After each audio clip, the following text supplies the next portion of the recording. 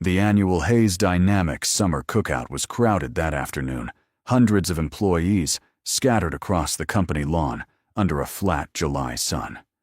Caleb Foster, a single father in his 30s, who managed the engineering team, was mid-laugh when the CEO crossed the grass toward him. Without a word, Lauren Hayes reached up and wiped a smear of barbecue sauce from his cheek in front of everyone. "Careful," Caleb joked. "People will think we're dating." Lauren held his eyes and smiled. "I hope they do." The lawn went silent, and Caleb felt something far worse than embarrassment. What if she meant it? Caleb Foster had built his life around the kind of order that engineering rewarded. He arrived early, left late, and kept his desk arranged so that anyone glancing at it could read exactly what he was working on and nothing about who he was. The marriage that had ended years earlier had taught him that lesson the hard way, and he had taken it to heart. He poured everything into the systems he managed at Hayes Dynamics, and he kept the private part of himself shut away, even from the people who worked beside him every day.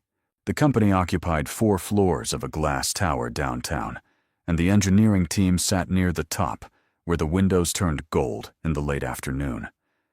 Caleb had been there long enough to remember when the firm was half its current size, long enough to have watched it grow into something that mattered in the industry. He liked the work, and he was good at it, and for a long time that had been enough to fill the hours and quiet the questions he never let himself ask out loud. Lauren Hayes ran the place, and she ran it well. She was younger than most of the executives who reported to her, and she had spent the early part of her tenure proving that the name on the building was not the only reason she sat in the corner office. People respected her, which was rarer than people liking her, and Caleb had respected her from the first project they shared. He told himself that was the entirety of it, and for a while he believed it. They worked together often, more often than the org chart strictly required. When a critical launch needed steady hands, Lauren asked for Caleb's team by name. When a vendor relationship went sideways, she pulled him into the room because she said he was the only one who explained hard problems without making people feel stupid. He took these as professional compliments and filed them accordingly, because the alternative was a thought he had no intention of entertaining. What he noticed when he allowed himself to notice anything was the way she listened. In meetings where everyone else waited for their turn to talk, Lauren actually heard him out, following his reasoning to the end before she responded. He assumed she did this with everyone. It was easier to assume that than to wonder why she leaned in a little further when it was his voice in the room, or why her questions to him always seemed to be about him, and not only about the work. The summer cookout was a Hayes Dynamics tradition, held every July in the same public park near the river, the one with the long lawn and the pavilion the company rented out for the day. Hundreds of employees came with families and folding chairs, and the executives flipped burgers at the grills to show they were ordinary people once a year.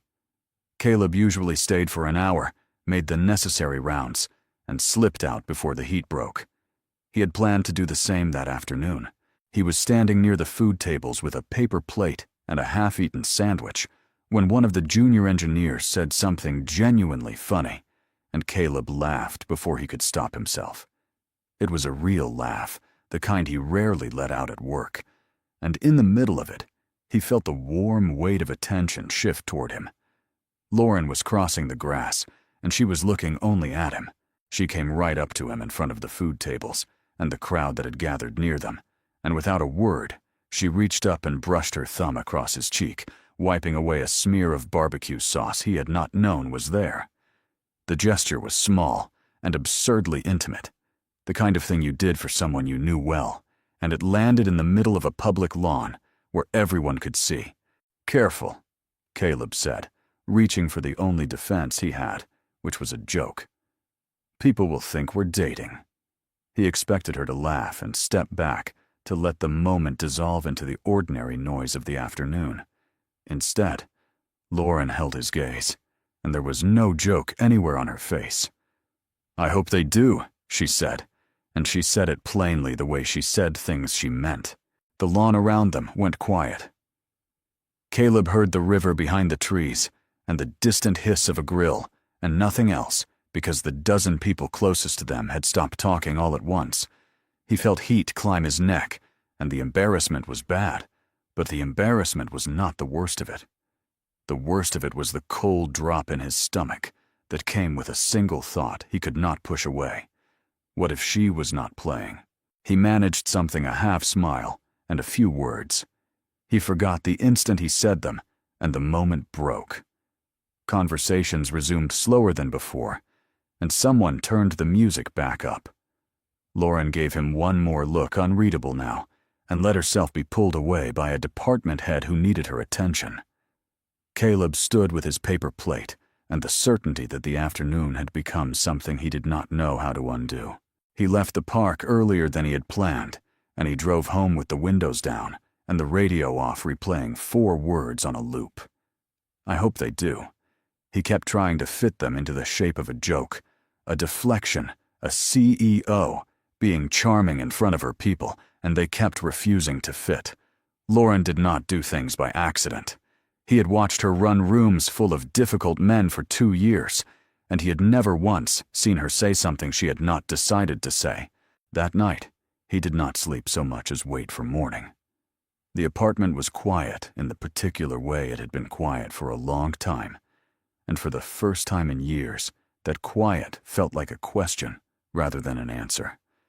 He lay in the dark and did the thing he had spent the drive home avoiding, which was to look back honestly at the months and the years behind him, and to ask what they actually added up to.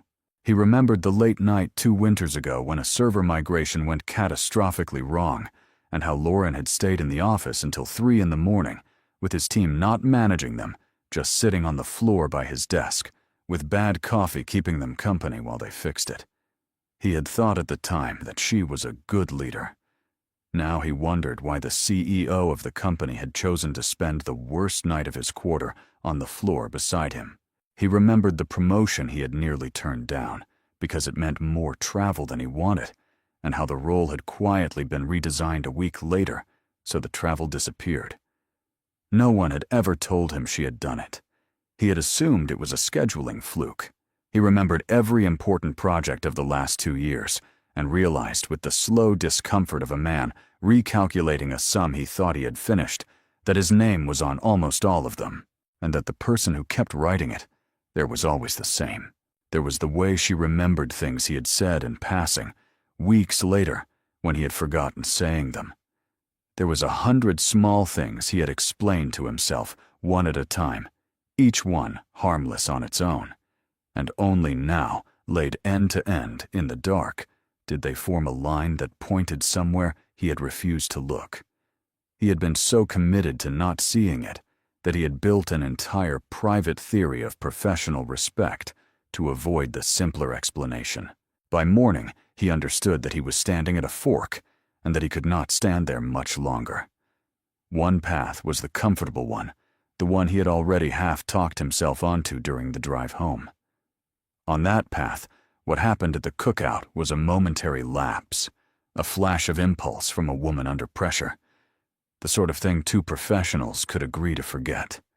He could walk into the office, keep his head down, and let the whole thing evaporate.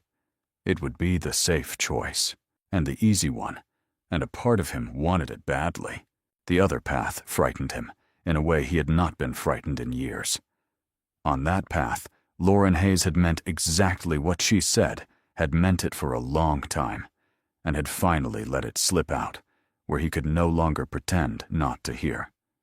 On that path, the woman who ran the company he worked for was in love with him, and had been quietly arranging her life around that fact, while he filed her kindness under the wrong heading.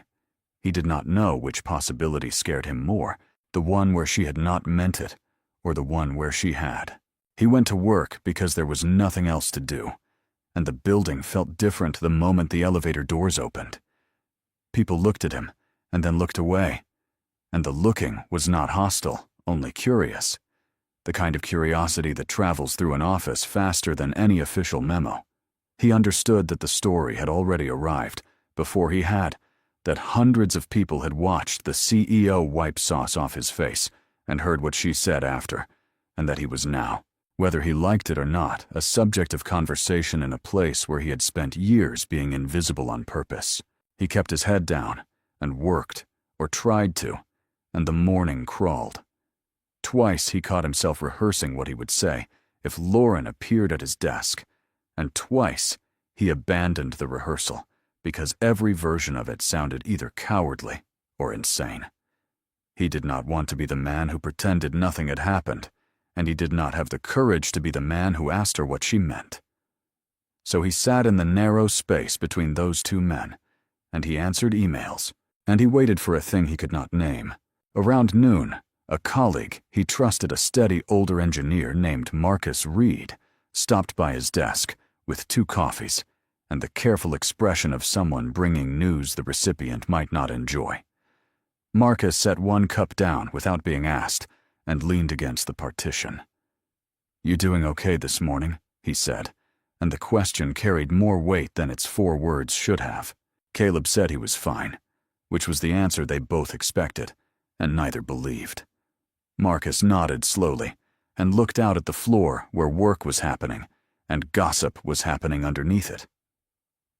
"People are talking," Marcus said, not unkindly. "I figured you'd rather hear it from me than catch it sideways. Just be careful. With something like this, it's not only your name in the room. There are people on the board who'd love a reason." Caleb thanked him and meant it, and after Marcus left, he sat with the warning for a long while. He had spent the night thinking about Lauren and about himself, about what was true and what he wanted, and somewhere in all of it, he had managed not to think about the obvious thing, which was that she had said it in public. Whatever this was, it was no longer private. It belonged now to the whole building, to a company with shareholders and a board, and reputations more fragile than they looked, and to a woman who had a great deal more to lose than he did. That was the thought that finally tipped him, though not in the direction he expected. He had spent years protecting himself by feeling nothing, by keeping the private door shut, by treating his own heart as a liability to be managed.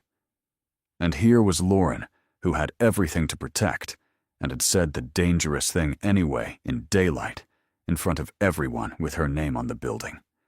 She had been braver in 4 words than he had been in years. He did not decide exactly to believe her. It was less a decision than the quiet collapse of his ability to keep not believing her. The theory of professional respect would not hold any longer, not after the cookout, not after a night spent recounting every moment that had never quite fit it. Somewhere between the coffee going cold and the afternoon light starting to slant across the floor, Caleb stopped pretending he did not understand what had been happening and let himself begin to accept the possibility he had been running from since she touched his face. It did not make him happy. Acceptance was not the same as relief. If Lauren meant it, then he was standing at the edge of something with no map and no safe way down something that could cost her the company and cost him the only stable thing he had left. But the alternative, the comfortable lie, had finally become more exhausting to maintain than the truth. He could no longer afford the energy it took to not know what he knew. He looked across the floor toward the corner office where the blinds were half drawn, and Lauren was visible only as a silhouette bent over a desk. He thought about walking over there and saying something, anything, and he did not move. He was not ready, and he doubted he would be ready for a long time, and the doubt itself told him how far he had already traveled from the man who had arrived that morning intending to forget. For 2 years, he had told himself a story in which he was a private man, doing good work for a leader who valued him, and in which nothing underneath that arrangement needed examining. The story had been comfortable precisely because it asked nothing of him. Now the story was gone, dismantled by 4 words on a sunlit lawn, and in its place was a question he could feel in his chest, like a held breath. He did not know the answer yet. He only knew that he had finally, against every instinct he owned, agreed to ask it. The afternoon ended, the way ordinary afternoons do, with the floor emptying out and the light going from gold to gray. Caleb shut down his machine and rode the elevator down with two people who stopped talking when he stepped in. He drove home through the early evening, and this time the radio stayed on low, and he did not replay her words because he no longer needed to. They had moved from the surface of his mind into something deeper and harder to dislodge, and he knew that whatever came next, he was not going to be able to go back to the man he had been at the start of that summer. Something had changed, and he had let it, and the only thing left to find out was what it would cost. The talk did not fade the way office gossip usually faded. By the end of the first week, it had hardened into something with a shape, a story people told each other in lowered voices near the coffee machines and in the stairwells where the cameras did not reach. Caleb felt it follow him down hallways and settle over meetings, and he learned to recognize the particular silence that fell when he walked into a room where his name had been hanging in the air a second earlier. What surprised him was how quickly the story turned away from Lauren and onto him. He had expected the curiosity to land on the CEO, on the woman who had said the dangerous thing in daylight. Instead, it bent toward the simpler and uglier explanation, the one that did not require anyone to believe a powerful woman might be in love. The version that traveled the building was that Caleb Foster had found a way to make himself useful to the boss, and that the cookout had merely shown everyone what he had been quietly trading on for 2 years. He heard it indirectly at first, in the way certain managers stopped including him in conversations they used to pull him into, in the way a few of his own engineers grew careful around him, as though his standing had become a thing that might rub off.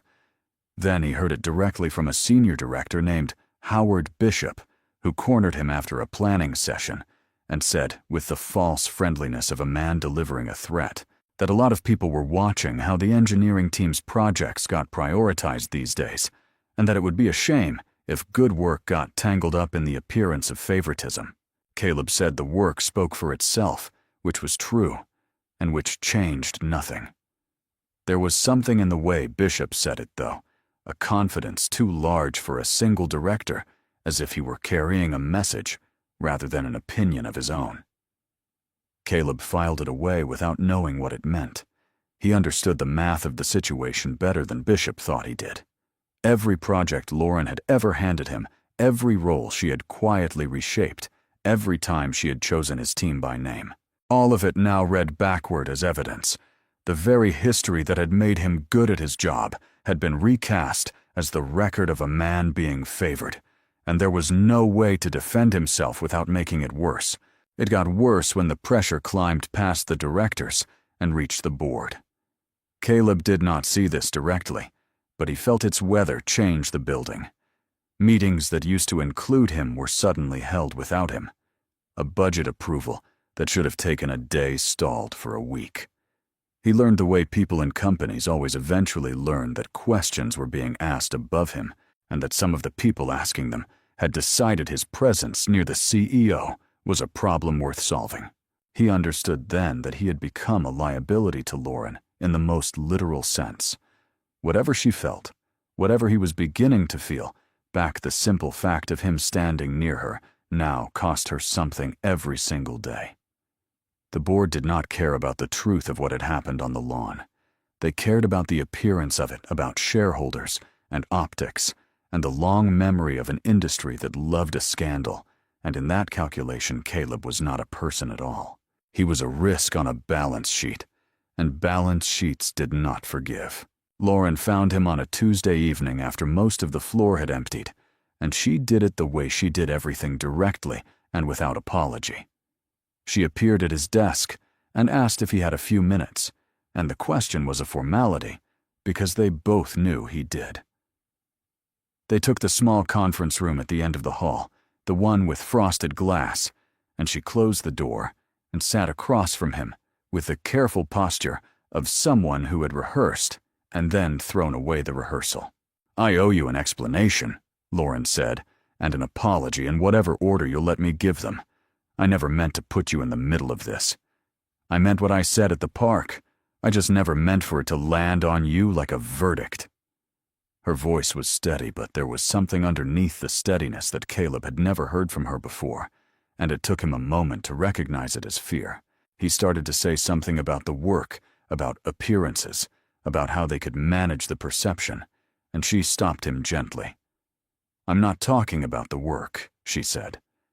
"I've been in love with you for a long time, Caleb, longer than is reasonable.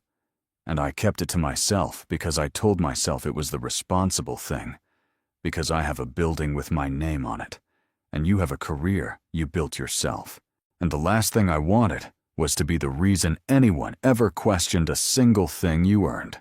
Caleb sat with that, and the room felt very small. He had spent the better part of 2 weeks living with the possibility that she might mean it, and hearing her say it out loud was still a different order of thing entirely.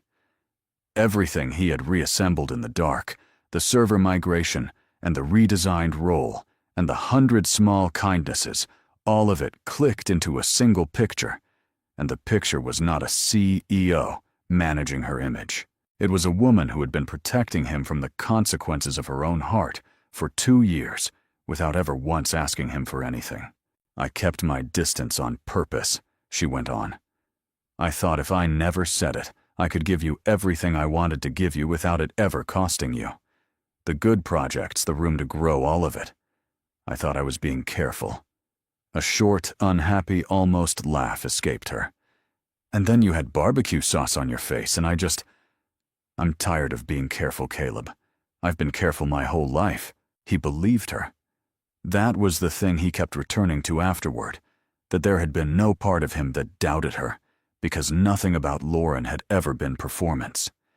He believed her, and the believing did not solve anything. It only raised the stakes of every problem that already surrounded them, because now the gossip and the board and Howard Bishop's smiling threats were not obstacles between him and a misunderstanding. They were obstacles between him and something he was no longer sure he could walk away from. That was when she told him the rest, and the rest changed the shape of everything. The board had convened over the matter quietly and seriously, and they had given her a condition. If she wanted to keep her position, she was to end any personal relationship with any employee immediately and permanently, and to do so in a way that put the question to rest for good. They had framed it as a governance issue, a matter of protecting the company, and they had made it clear that her continued tenure as chief executive depended on her compliance. "It was Gerald Pierce who pushed it through," Lauren said, and there was a weariness in the name. "He's been on the board longer than I've run the place, and he's never forgiven the company for choosing me. Bishop and a few of the directors follow his lead. Pierce found a cause he could dress up as principal, and he ran with it." Caleb understood, listening to her, that the story had stopped being about feelings somewhere in the last 2 weeks and become about power. Pierce was not interested in whether Lauren loved him. He was interested in whether her loving him gave him leverage, and he had the patience to use it. "I'm telling you all of this," Lauren said, "not because I want you to fix it. There's nothing for you to fix. I'm telling you because you deserve to know what's actually happening, and because I'm done deciding things about your life without letting you in the room." She looked at him with an openness that cost her something, a CEO who had spent years never letting anyone see the price of her decisions, and Caleb felt the full weight of what she was handing him. He went home that night with a different kind of sleeplessness than before. The first time weeks ago, the question had been whether she meant it. That question was answered now, and in its place was a worse one. He loved her, or was close enough to loving her, that the distinction no longer mattered, and the simple fact of that love was a threat to the thing she had spent her life building. Every hour he stayed close to her was an hour Pierce could use against her. He could not be both the man who loved Lauren Hayes and the man who protected her. The two were now in direct opposition, so he made the choice that felt in the moment like the only honorable one available. He decided to step back. Not to tell her, not to make a speech about sacrifice, but simply to put distance between them, the kind of clean, professional distance that would let Pierce's argument answer itself. If there was nothing to see, the watching would eventually stop, and the leverage would dissolve, and Lauren would keep the company she had earned. He told himself it was the brave thing, the selfless thing, and only later would he understand how much of it was also the old reflex, the safety of feeling less. He began declining the meetings he could decline and finding reasons to be elsewhere when their paths would have crossed. When a new project came up that would have naturally been his, he suggested another lead, citing bandwidth, and watched Lauren's face go carefully blank as she approved it. He was polite and professional and utterly unavailable, and he kept it up for days, telling himself each morning that he was saving her, that the ache of it was the cost of doing right. What he had not accounted for was how it would look from her side. He had decided in the privacy of his own head that withdrawal was protection. But he had not told her that because telling her would have meant a conversation, and the conversation would have meant standing close to the very feelings he was trying to retreat from. So Lauren experienced none of his reasoning and all of his absence.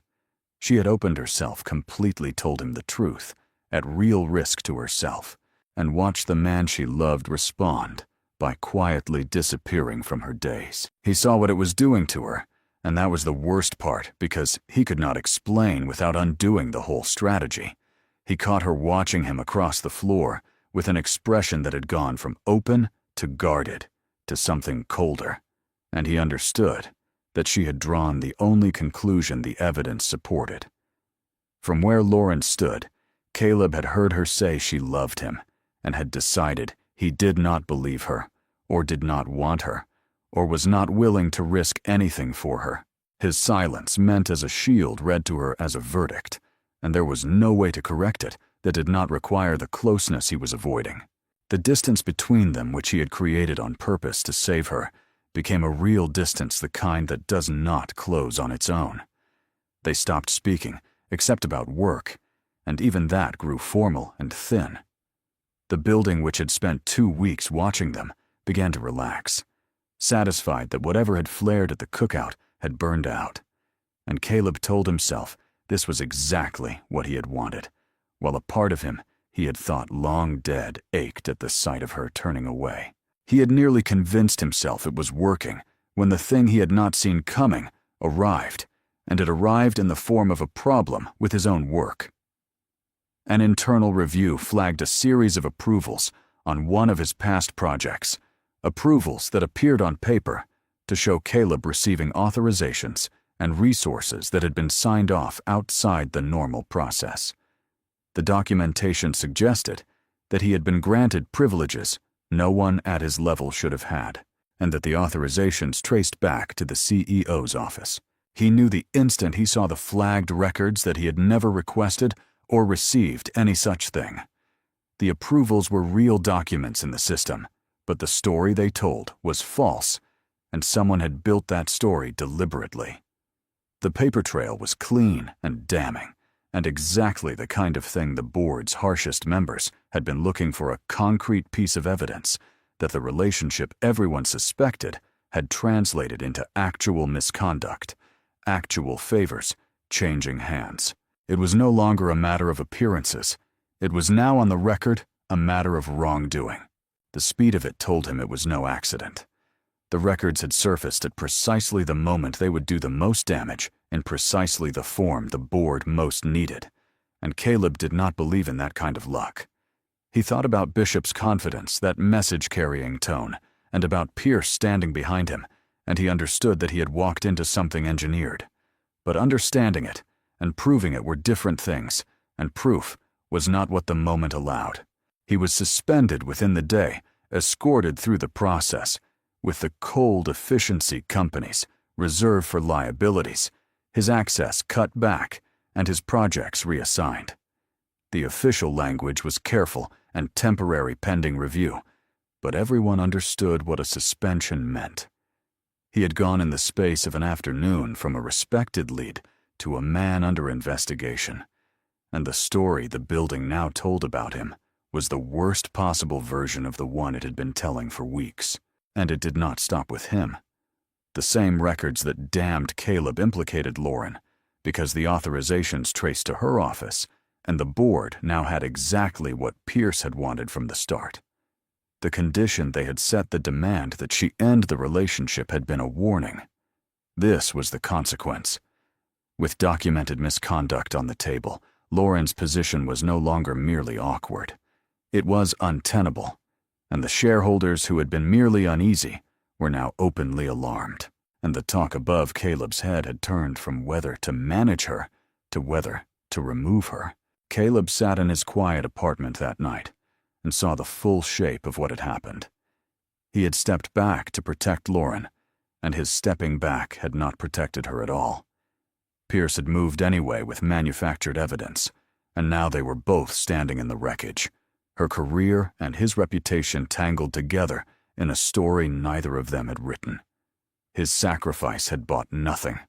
The distance he had built had not saved her, and the silence he had kept had wounded her. And now a lie was doing what the truth never could have, tearing down everything either of them had built. He thought, sitting there, that the only thing left he could give her was his absence, the complete and permanent kind. If he resigned, if he left the company and the city behind, perhaps the scandal would lose its center, and her position could be salvaged. It was the same logic that had driven him to step back, scaled up to its final form, and it was wrong in exactly the same way. But he could not see that yet. All he could see was the woman he loved, standing at the edge of losing everything because she had been brave enough to wipe sauce off his face in front of the world, and his own helplessness to stop it. The story had stopped being theirs entirely. It belonged now to the man who had built the lie, and Caleb had only begun to understand how far that man would go. The resignation letter sat finished on Caleb's screen for 2 days before he could make himself look at it without flinching. It was short the way he believed these things should be. No explanations, and no blame, just a date and a signature, and the clean exit he had decided was the last gift he could give her. He had already begun the quiet work of leaving, calling a contact in another city about a position pricing out a one-way move, treating his whole life as a liability to be packed and removed. He told himself the logic held. If he was gone, the scandal lost its body. There would be no employee for the board to point at, no relationship to police, no convenient villain in the engineering department for the manufactured records to convict. Lauren would still face the fallout, but she would face it without him hanging around her neck, and perhaps that was enough. He had stepped back to protect her, and it had failed. So now he would step all the way out, and this time the distance would be too great for anyone to close, including himself. Across the city, in rooms Caleb had never been allowed to enter, Lauren was preparing for a meeting that would decide whether the company still belonged to her. The board had scheduled a special session, and the agenda was not hidden. With documented misconduct on the table and shareholders demanding answers, Pierce and the directors who followed him finally had the footing to move. She would walk into that room as the chief executive, and there was no guarantee she would walk out as one, and everyone involved knew it. She did not call Caleb. He understood why. From where she stood, he had answered her honesty with silence and her crisis with retreat. And now he was a man under investigation who had stopped speaking to her entirely. She had no way of knowing that his silence had been a misguided shield, and he had given her no reason to believe anything but the worst. So she prepared alone the way she had done everything alone, and Caleb sat with his finished letter and the knowledge that they were both about to lose the thing that mattered most in separate rooms without a single honest word between them. It was Marcus Reed who broke the silence the same night the letter was ready to send. He showed up at Caleb's door unannounced, with the same careful expression he had worn weeks earlier over 2 cups of coffee. "The board meets Thursday morning," Marcus said. "Special session. They're going to vote her out and pin the whole thing on the 2 of you. I figured you'd want to know, because the way it's headed, nobody in that room is going to speak for either of you." Then he said the thing that changed the night. "Those records they're using. I've worked here long enough to know what real approvals look like, Caleb. Those aren't right. They're too clean." The words landed on something Caleb had been circling without letting himself touch. He had spent his entire career inside systems like these, and he knew the difference between the mess, real work left behind, and the tidiness of something built to be found. The approvals that damned him were too perfect, too conveniently routed, surfaced at too precise a moment. A man preparing to flee does not usually look closely at the thing chasing him, but the engineer in him refused to leave a false thing unexamined, and Marcus had just given him a reason to stop running. So instead of sending the letter, he opened the records one more time and read them the way he would read a system that was lying to him. He still had the narrow access a suspended employee retains for a few days before it is fully revoked, and he used what he had carefully and quickly with Marcus on the phone as a second pair of eyes. He followed the authorizations backward, not where they claimed to originate, but where they had actually been entered, tracing the timestamps and the access logs beneath the surface of the documents, the metadata no one had bothered to scrub because no one expected the accused to look there. What he found turned the floor of his stomach to ice. The approvals had not come from Lauren's office at all. They had been entered through it, made to appear as though they originated there. But the actual point of access traced to a different account entirely, one belonging to Gerald Pierce. The entries had been made late outside business hours by someone who knew the systems well enough to route the surface through the CEO's office, but who had treated the underlying logs as beneath his notice, the way men who give orders rarely think about the trail their own hands leave. Pierce had never imagined that a suspended engineer stripped of his standing and halfway out the door would be the one to read the layer he had ignored. It was Pierce, and the picture finally resolved. The man had watched the cookout and the gossip, the way a patient predator watches weather, and he had seen in two people's feelings the opening he had been waiting for. The condition the board imposed on Lauren had been the first move Bishop and the others, applying the pressure Pierce designed. The manufactured records had been the second, meant to convert mere suspicion into documented misconduct, to make Lauren's position untenable and force her out so that Pierce could move into the vacuum and take the control of the company he had wanted all along. Caleb had not been collateral damage. He had been the instrument, the convenient man near the CEO, whose closeness made the lie believable. He worked through that night with a focus he had not felt in years, the resignation letter closed and forgotten. He pulled the access logs and the timestamps and the routing data, the technical proof that the approvals were forgeries entered by Pierce's account, and he assembled it into something a room full of non-engineers could understand. He did not make speeches to himself about courage. He simply did the work the way he always had, except that this time the system he was fixing was the one trying to destroy the woman he loved, and the flaw he had found was a man. He understood as the file came together that he had been wrong about everything that mattered. He had thought the brave thing was to step back, to disappear, to protect Lauren by absenting himself, and all of it had been the old reflex wearing the costume of sacrifice. The retreat had never been protection. It had been fear, and his fear had nearly let a liar win. The actual brave thing, the thing Lauren had done on a sunlit lawn weeks ago, was to stay to speak, to stand in the open and tell the truth, and let it cost what it cost. He had spent his retreat learning the lesson she had tried to teach him with 4 words.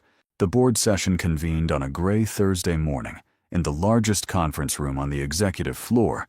The directors arranged around a long table with the major shareholders present, and Lauren at the head of it, composed and alone. Caleb did not have an invitation and did not wait for one. He walked through the building that had spent weeks deciding he was a man who traded on favors, past the people who looked and looked away, and he opened the door to the room where his life and hers were being decided, and he did not knock. The conversation stopped. Gerald Pierce, mid-sentence, looked at him with the particular irritation of a man whose script has been interrupted, and Bishop began to say that this was a closed session. Caleb spoke over all of it, because he had learned at last that there were moments distance could not survive. "Before you vote on anything," he said, setting the file on the table. "You should know who actually entered those approvals, because it wasn't her office, it was his account." He looked at Pierce when he said it. He did not raise his voice. He laid out the proof the way he had spent his career laying out hard problems, plainly and in order, so that even the people in the room, who could not read a log file, could follow the line of it. The approvals that supposedly proved his misconduct had been entered late at night, routed to appear as though they came from the CEO's office, but originating from Gerald Pierce's own access. He showed them the timestamps. He showed them the routing. He showed them the one layer beneath the forged surface that Pierce had never expected anyone to examine. The room turned slowly, and then, all at once, toward Pierce. The man's composure held for a few seconds, and then began to come apart in the small ways composure does, a tightening at the jaw, a glance toward the door, a denial that arrived a half-beat too late to be believed. He called it a fabrication called Caleb, a desperate man inventing a story to save himself, and he looked to Bishop for support. But Bishop had gone very still, the way a man does when he realizes the cause he carried for someone else has just become a thing he might have to answer for. The evidence was on the table now, technical and dated and traceable, and the directors who had been ready to remove Lauren were already reading it, with the cold attention of people recalculating where the danger actually lay. The truth, once it was in the open, did not need Caleb to argue it further. The board ordered the records independently verified that same morning, and the verification confirmed everything he had shown them. The authorizations were forgeries. They had been entered through Pierce's account. The man who had spent weeks engineering Lauren's downfall had built his entire scheme on the assumption that no one would look beneath the surface of the documents, and the one person in the building who could not help looking had been the very man he chose to frame. Caleb was cleared. The suspension was lifted before the meeting ended. The investigation against him collapsed for lack of anything real to investigate, and the story the building had told about him for weeks reversed itself in the span of a single morning.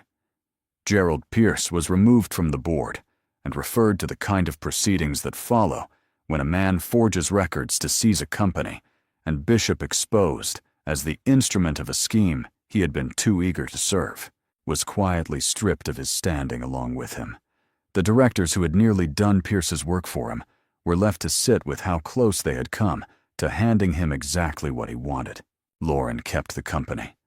The condition the board had imposed dissolved, along with the lie that had given it teeth, because there had never been misconduct. Only feelings, and feelings were not a crime, no matter how badly Pierce had needed them to be one. She sat at the head of the table as the room reordered itself around the truth, and Caleb watched the fear he had heard in her voice weeks ago finally leave her face. And he understood that she had walked into that room prepared to lose everything, and was walking out with it intact. There was one more thing to do, and for the first time in his life, Caleb did it without retreating from it. The room was still full, the directors and the shareholders all present the exact public he had spent 2 years hiding from, and he turned to Lauren in front of all of them and said the thing he had been too afraid to say in private. "I stepped back because I thought it would protect you," he said. "I was wrong. I wasn't protecting you. I was protecting myself the way I always have. I love you. I should have said it the day you wiped sauce off my face, and I'm saying it now in front of everyone because you were brave enough to and I wasn't." It was not a polished speech, and he did not want it to be. He had spent his retreat learning that the open thing was the only honest thing, and he said it openly to the woman who had risked her company for him, and to the room that had spent weeks deciding who he was. Lauren looked at him across the long table, and whatever she had been bracing against for weeks gave way, and the answer was on her face before she said a word. The distance he had built and called protection had finally, fully closed, and this time neither of them was going to let it open again. The months that followed put the company back together, and more slowly put the two of them back together as well. The investigation ran its course, and the verdicts landed where they belonged. The story the building told changed for good. No longer about a man who traded on favors, but about a man who had refused to leave a false thing unexamined, even when leaving would have been easier. Caleb went back to the work he was good at, and Lauren ran the company she had earned. And the thing between them stopped being a secret because there was no longer any reason for it to be one. When summer came around again, the company held its cookout in the same park near the river, the same long lawn, and the same rented pavilion, the same flat afternoon sun. Hundreds of employees came as they always did, and the grills smoked, and the music played, and for most of the people there, it was simply another company tradition. For two of them, it was the place where everything had started. The lawn where a CEO had wiped barbecue sauce off an engineer's cheek and told the truth in 4 words while the whole company watched. Caleb and Lauren arrived together, and Marcus Reed was among the first to find them lifting a paper cup in a small, dry salute to the 2 people he had refused to let go down quietly. No one pretended not to notice them, because there was nothing left to pretend about. The gossip that had once followed them down hallways had long since burned out, replaced by something closer to goodwill. The quiet approval of people who had watched 2 of their own come through a thing that should have destroyed them both. The difference in their titles, which had once felt like a wall the whole world was determined to police, had become simply a fact about where they sat at work, and nothing about who they were to each other.